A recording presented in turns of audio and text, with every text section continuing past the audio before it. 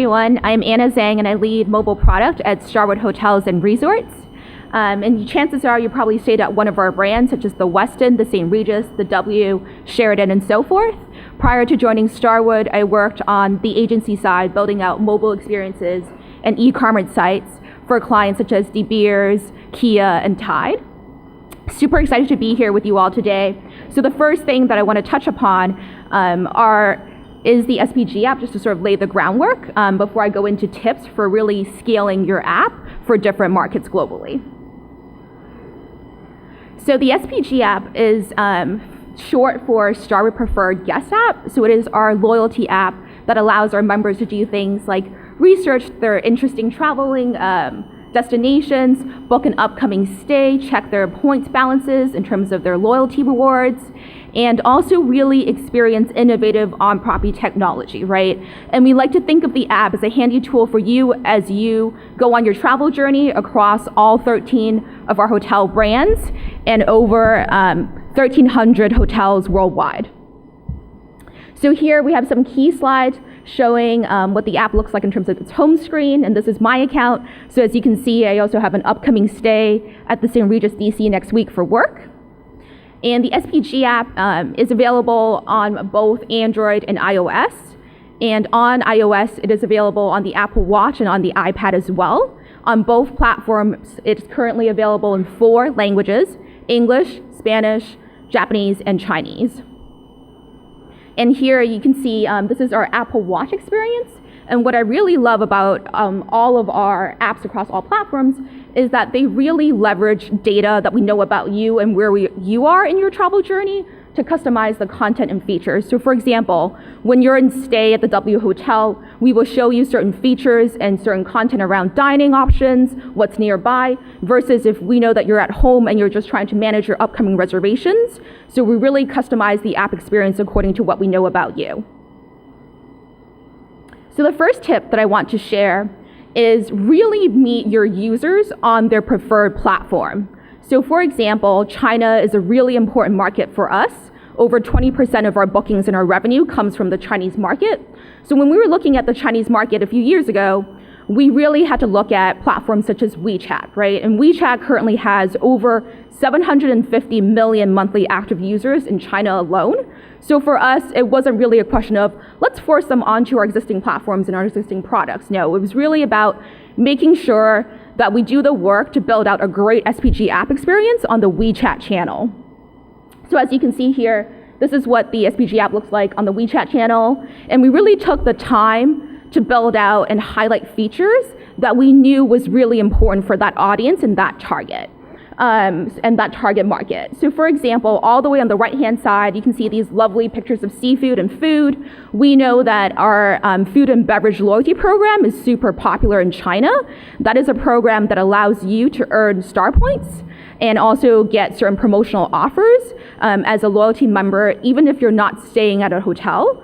As long as you dine at one of our hotel restaurants, you will earn those loyalty points and be able to take advantage of those great offers. And we see a ton of engagement in this particular feature on the WeChat channel. So tip number 2 is around adding languages, right? So as you're thinking of entering different markets and really taking your product global in terms of scale, you obviously consider the question of, how do I best add a new language and enter a new market? So the important piece to remember here is that it's not just about taking your English content and translating that, right? I think that's like a very straightforward way to think about it, but it's really about diving down into different user needs and their preferences for each and every market that you're considering in terms of your app development. So an example here would be, again, China. When we thought about adding the Chinese language to our app experience a few years ago, we really took the time to do a ton of user testing and really do a ton of user research. And one of the interesting things that we found was actually in the Chinese market, our Chinese app users really didn't like the experience of being able to freeform type in double byte characters into the search field when they're looking for hotels in a specific locale. For example, Guangzhou and Guangdong province in China. Instead, they much preferred a drop-down experience that allowed them to select that city. And this was a really interesting piece of feedback that we didn't really expect. But we took that feedback and we really included it when we built out the booking path for the Chinese market. So it is different than the booking path that you would see in the app, for example, in the English version of the app experience, right? So it's about making sure that you understand that market, test things like icons. Icons could be interpreted very differently depending on where you're going, and making sure that you really take that time to invest in optimizing the experience for a new market. Don't just translate. So tip number 3 has to do with product development yet again. So this one is all about testing, iterating, and testing again before you finalize a global launch. So this is really important because when you're thinking about spending millions of dollars behind marketing any new features or a new product, you really should think about doing pilot testing, do an alpha, beta test in that market just to make sure that your product works and take that product feedback. So an example here would be when we rolled out SPG Keyless, which is one of my favorite features about the app. And what this is that if you have an upcoming stay at one of our hotels, we send you an invitation in the app and that asks you, hey, would you like to use your Bluetooth-enabled device as your mobile key for your upcoming stay? And if you say yes, before you arrive, we will send you a push notification and in-app messaging that tells you, hey, you've been checked in already by the associate. Here's your room number. You're welcome to now bypass the front desk completely and go directly to your room. So as you can imagine, this would benefit a lot of our business travelers, right? People who are getting on red-eye flights. They know the hotel really well. They have no interest in standing in line at the front desk to get checked in. But before we could roll this out at a global level, we designed a pilot program where we selected hotels from each significant geographical region, so the Middle East, Europe, Central and South America, Asia, and we really did a ton of testing to see, hey, in what ways would this product fail or what do we need to improve upon before we can launch it officially. And one of the really interesting learnings that we found was that in China, we faced a roadblock. It's a government roadblock. The government requires that all guests must present ID at check-in, and it's a government regulation that we could not get around. So that really changed a ton of assumptions around our launch marketing plans and also our in-app communication to users, right? Because previously one of the biggest benefits was going to be, hey, now you can skip the line and go straight to your room and you don't have to talk to anyone at the front desk. Well, guess what? Now in the Chinese market, you do have to stop by the front desk. So we really had to change not just the app messaging to the user, but also the processes and the trainings around launch. So in the Chinese market, a lot of our hotels that have keyless, there's a separate check-in line that says, hey, if you're an SPG keyless user, come over here. Well, just check your ID and then you can quickly go up to your room. So that was something that was really great to learn before global launch. So highly recommend that you do that pilot testing, you figure out what works in different markets, and you take that learning before you finalize your global launch plan. So the next tip is all about connecting data points globally so you have a 360 view of your users. So this one is really important for us as a hospitality company because one of our key missions is to make every single guest and potential guest feel really special and welcome always, right? And so when we're thinking of delivering experiences, we want them to be really seamless and to provide utility. And so to that note, we need a lot of data about you and your preferences and really collect that sort of guest intelligence so that we can make sure those interactions are meaningful for you and seamless, right? And another interesting piece about our product is that we think of data not just in terms of what a user is doing in the app, right? Like what have you looked at in terms of researching destinations, what have you booked, what have you used your points to redeem in the app. We also consider data in terms of your on-property experience, right? So now you're in-stay at a hotel. What did you request to be delivered to your room? What sort of dining or spa offers did you take advantage of? Did you have any service issues at the hotel that we should be aware of, right?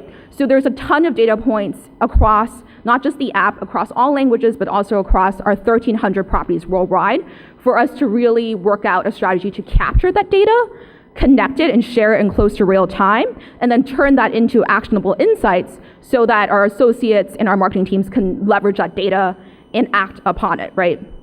And one interesting example is when you think of a really loyal member, most of our elite members spend over 150 nights a year with us, right? That's a significant portion of the year. And chances are they're going from one hotel to the next in the same week. And sometimes, unfortunately, service mistakes do happen, let's say you had a really bad check-in experience or you had a really bad experience with housekeeping. How do we take those data points and send that to your next hotel and sort of beat you before you check into your next hotel to alert the next hotel and have those associates know, hey, they really need to make up for the service mistake. They need to make sure that everything is perfect. They should ideally address the service experience that you had that wasn't so great at your last hotel, and really enable them to recapture that loyalty and build that loyalty out. So data is really important for that. And you really shouldn't think of data as an afterthought. It needs to be a part of product development when you're rolling out new features as well. So an example here, here are some KPIs that we track by country, by brand, and by language.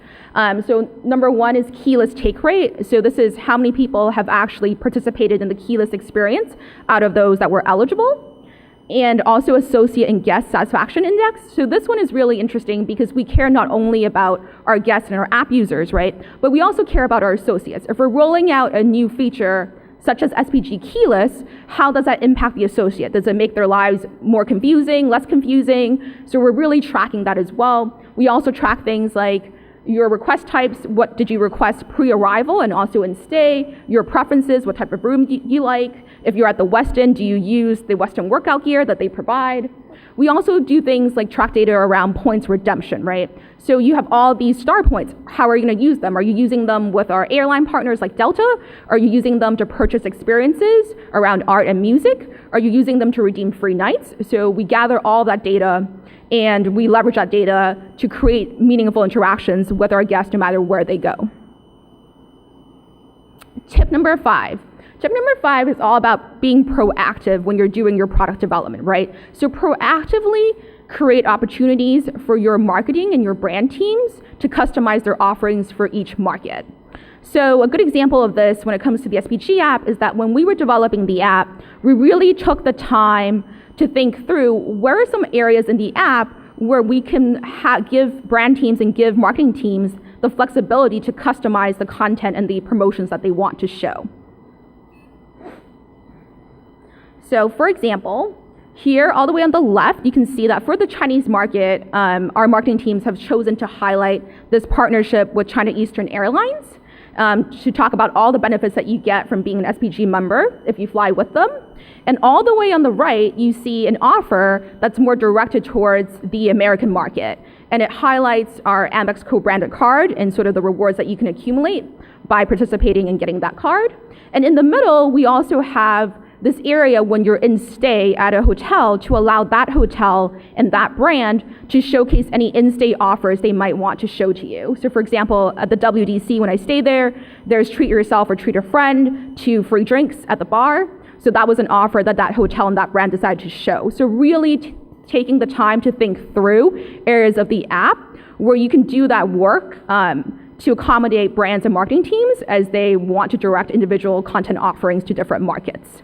And another good example of this is that this is also great for providing flexibility as you enter markets that you didn't even know was going to be a thing, right, when you first develop your app. So a very recent example is that we recently opened a hotel up in Cuba, and the SPG app was flexible enough to really provide messaging around travel restrictions and requirements for check-in if you choose to go book a stay at a hotel in Cuba. So really quickly, just to recap the 5 tips. So number 1 is meet users where they are on the preferred platform. Really think about providing utility to them on their terms. Number 2 is when you're thinking of entering a new market and thinking of adding languages, don't just translate your great content from English into whatever language. Really take the time to do user testing and research. Number 3 is around deployment and formalizing a global launch. Really test, iterate, and test again before you do that.